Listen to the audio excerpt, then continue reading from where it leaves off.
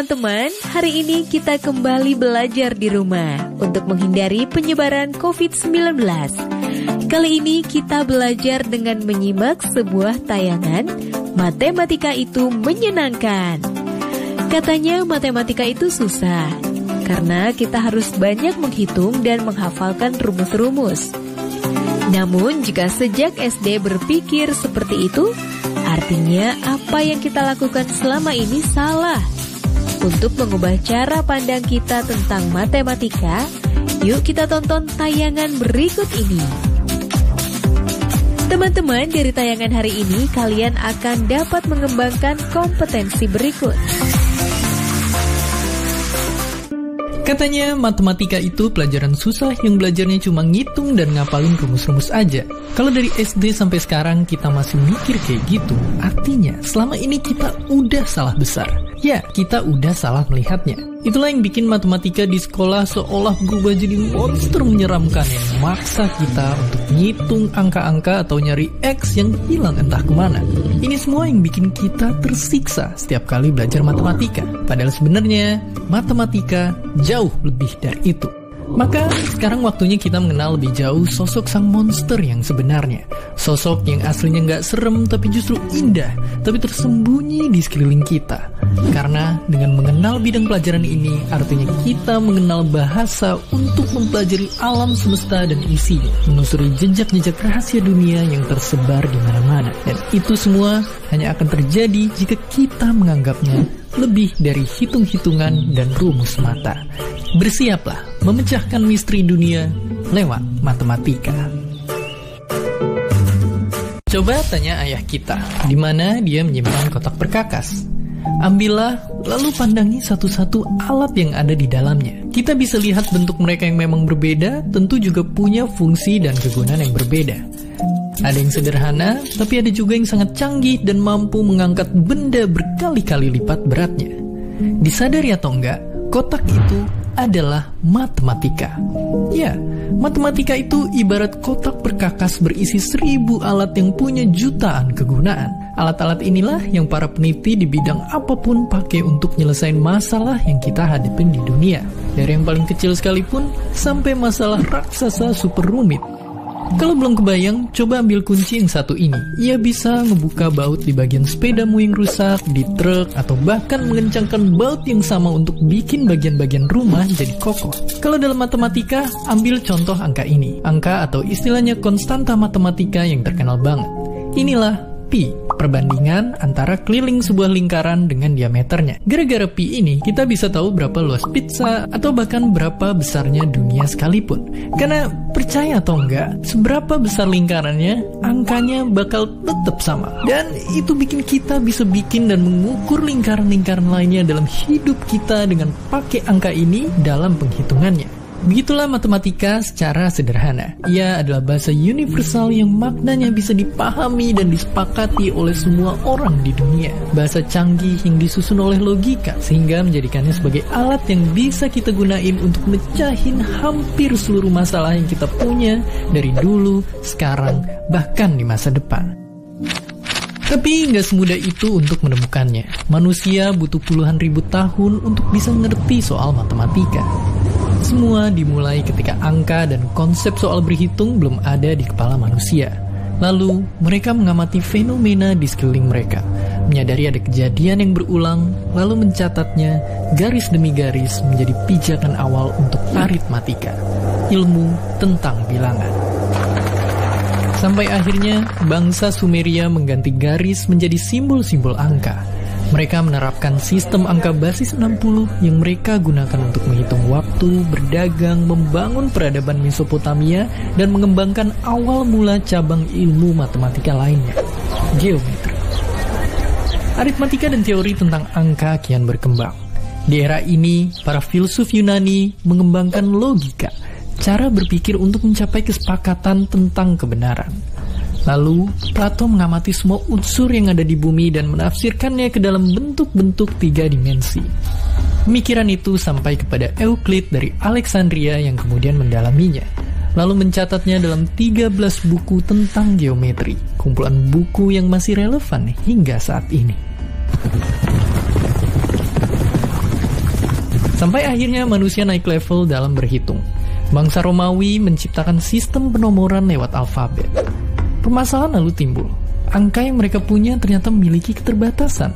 Mereka kesusahan menghitung angka-angka super besar. Bagaimana cara mengatasinya? Penemuan angka nol lah yang mengubah segalanya. Benda bulat ini punya peran maha penting yang bikin kemajuan matematika melesat. Manusia akhirnya bisa menghitung jauh lebih besar dan kompleks. Dari sini, aljabar lahir di dataran Timur Tengah dan ilmuwan jenius Al-Khawarizmi lah yang membahasakan ide abstrak dan meringkas kata-kata menjadi formula persamaan matematika. Ilmunya kemudian dibawa jauh, hingga ke Eropa. Di sana, dunia semakin berubah dengan cepat, secepat apel yang jatuh dari dahan pohonnya. Fenomena itu diamati oleh Isaac Newton, pemikir besar yang lalu menemukan kalkulus, sebuah cara untuk mengukur seberapa besar perubahan itu terjadi pada benda-benda. Dengan cara pengukuran ini, matematika membantu bidang ilmu lainnya berkembang pesat, menciptakan industri yang jadi awal peradaban modern. Dan kini, setelah mengamati ruang di alam semesta, manusia lalu menciptakan dunianya sendiri, yang mereka bangun dengan angka 0 dan 1, mencampurkan segala penemuan matematika dari era-era sebelumnya dan mencampurnya dengan penemuan-penemuan baru di era modern, membuat prediksi dan menciptakan peluang yang tak terhingga untuk penemuan-penemuan baru di masa depan.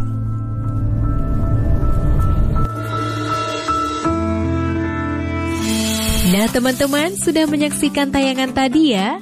Sekarang saatnya kita menjawab pertanyaan ini. Berikanlah 2 contoh pengaplikasian konsep matematika dalam kehidupan manusia sehari-hari.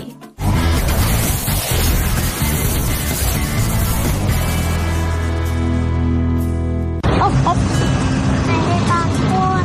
Adik nggak usah takut. Adik kan hebat, oke? Bu, jadi rapat di sekolahanku. Jadi dong, orang tua kan perlu tahu agenda sekolah untuk anak didiknya. Sudah siap? Yuk. Ini kan hari pertama sekolah. Ayah tanya, sebutkan 2 hewan mamalia. Sapi. Satu lagi? Kuda. Bukan, anak sapi.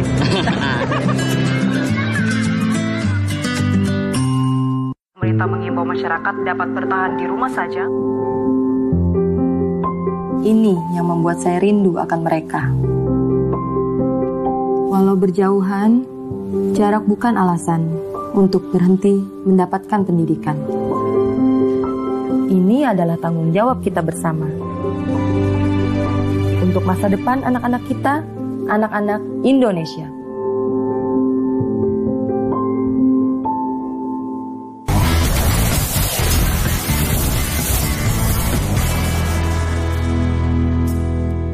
Jatuh cinta pada matematika itu bukan tidak mungkin.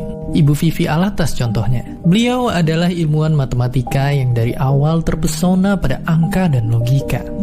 Masa kecilnya di sekolah dikelilingi oleh orang-orang yang membuatnya tertarik pada pelajaran yang dianggap susah ini. Jadi, sejak kelas 2 SD kan anak-anak tuh sering ditanyain, cita-citanya tuh mau jadi apa? Kebanyakan zaman saya dulu kalau ditanya, kalau nggak jadi dokter, jadi insinyur. Tapi saya bilangnya mau jadi ahli matematika, sok tahu. Padahal mungkin nggak tahu ahli matematika itu apa.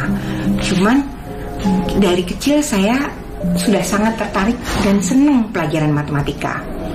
Ditambah lagi saya beruntung hampir selalu guru-guru matematika saya bukan hanya pintar, tetapi orang-orang yang menyenangkan. Orang-orang yang pribadinya itu membuat saya mengambil hipotesa jangan-jangan matematika yang membuat mereka menjadi pribadi-pribadi yang menyenangkan. Beranjak remaja, kecintaan itu makin besar. Ibu Vivi lalu kuliah di jurusan matematika di salah satu kampus terbaik di Indonesia. Rahasianya mencintai matematika hanya satu, tidak gampang menyerah ketika ditantang masalah, terus mencoba, bertanya, dan mencari jawabannya. Mungkin semua itu tentang tekun, telaten, teliti, latihan terus-terus ya. Saya ya pada saat zaman saya gitu ya seringnya beli kertas yang banyak, dicoba. Kemudian alhamdulillah tadi guru-gurunya itu memberi kesempatan untuk tanya, untuk protes, untuk mencoba lagi. Bahkan diantaranya belajar juga ambil dari buku-buku yang tidak disuruh dibeli di sekolah. Ya Matematika seperti apapun yang lainnya, ada pepatah bahasa Jawa, witing tresno jalaran soko kulino. Love is a habitual process, artinya tambah lama dicoba, tambah kelihatan indahnya. Kalau sudah cinta, segalanya jadi mudah. Ketekunan Ibu Vivi terhadap matematika membawanya ke kampus bergengsi di Amerika Serikat, Princeton University. Kampus yang juga alma mater dari idolanya, seorang fisikawan hebat bernama Richard Feynman.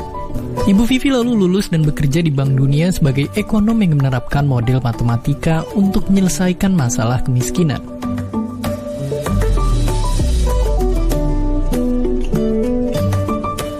Jadi saintis di zaman ini di mana aja nggak susah, karena sekolahnya ada di mana aja. Artinya banyak sekali hal-hal asalkan niatnya kuat. Nah, yang tadi terus istiqomah, tekun, telaten, teliti. Kita mau belajar apa aja ya.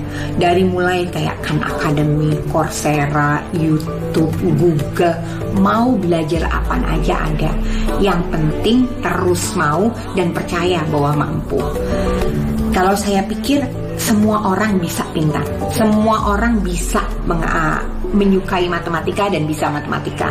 Mungkin yang harus ditekankan adalah dasar-dasarnya punya, sehingga nggak keburu nggak suka duluan.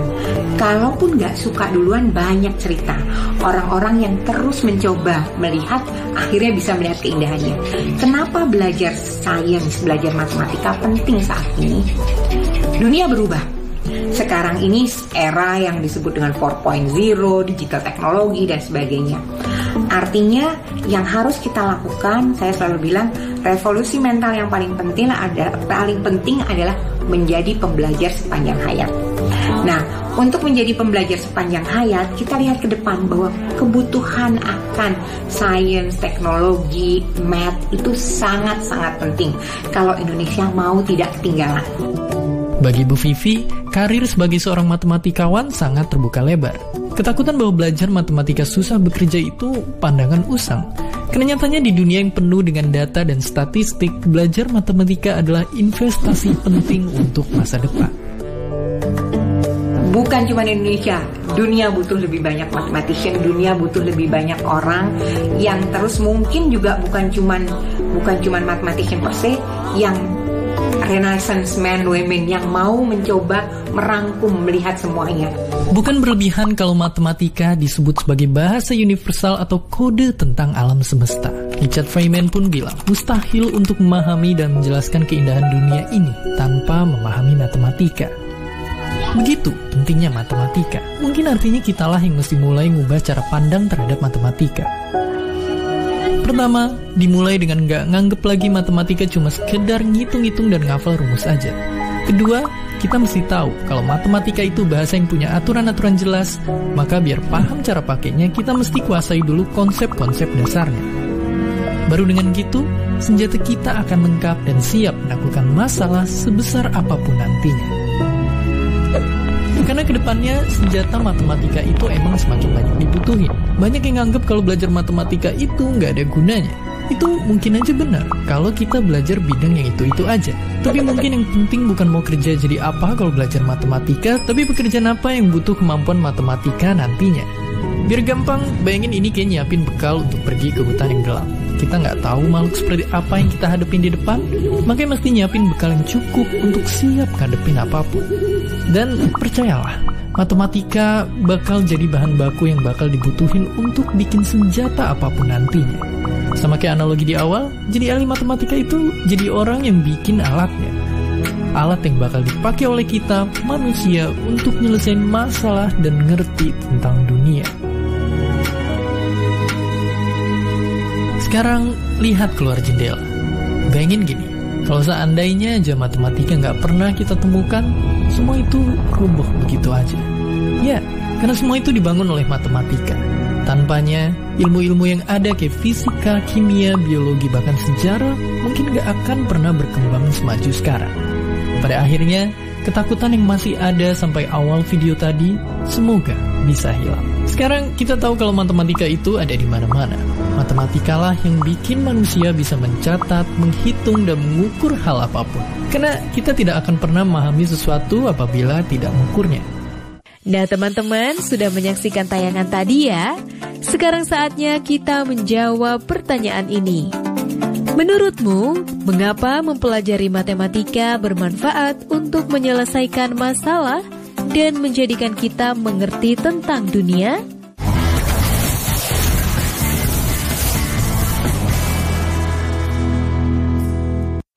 Menurut lo, seperti ini?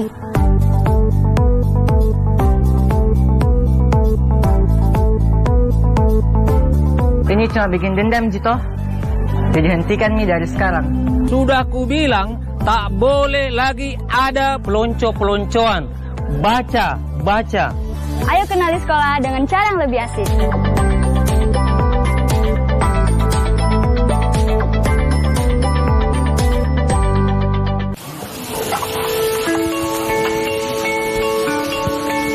Perilaku hidup bersih dan sehat merupakan cara paling efektif untuk mencegah penularan virus corona. 1. Mari mencuci tangan menggunakan sabun selama 60 detik dengan air mengalir. 2. Tingkatkan daya tahan tubuh dengan istirahat cukup dan rajin berolahraga.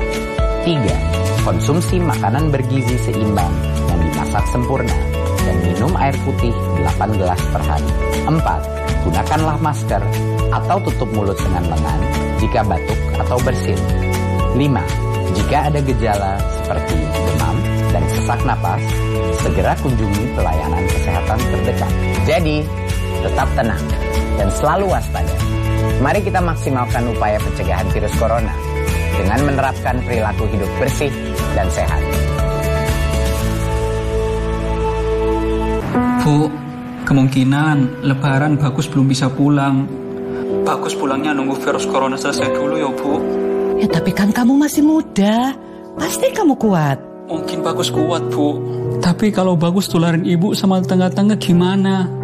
Ya Allah, semoga virus ini cepat selesai.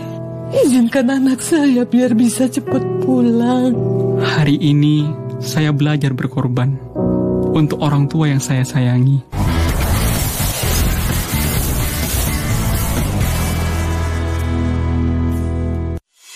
Ada banyak trik untuk membuat matematika dan IPA lebih mudah dipelajari.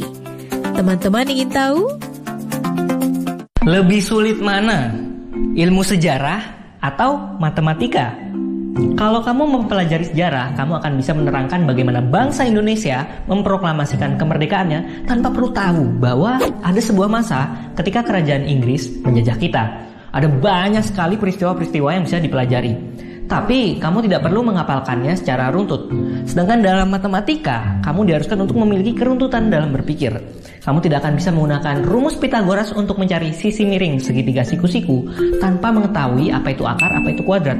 Kamu tidak akan tahu akar kuadrat kecuali kamu tahu perkalian dan pembagian. Dan kamu tidak akan tahu keduanya tanpa mengetahui penjumlahan dan pengurangan terlebih dahulu. Jika diibaratkan pohon, kamu harus mengerti akarnya terlebih dahulu sebelum memahami batang, dahan, ranting, dan buahnya.